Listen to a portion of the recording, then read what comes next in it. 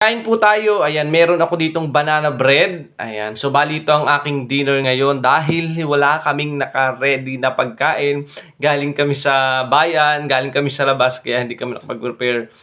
Pagod na at ayun, hindi na namin kaya mag-ano. Kaya bumili na lang kami dito. Buti na lang pagdating namin dito pagpasok namin sa gate kanina, may pabazar pala, may mga tinda sila. Ang hinanap ko kaagad sa totoo lang ay yung impantang suman, yung sumang impanta.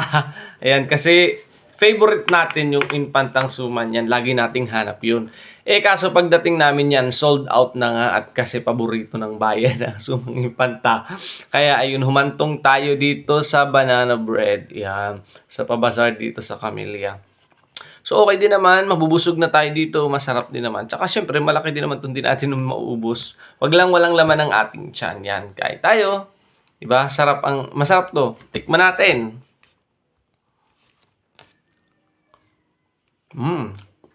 Siguro ito ay sariling gawa. Kasi may mga pwesto-pwesto sa labasan.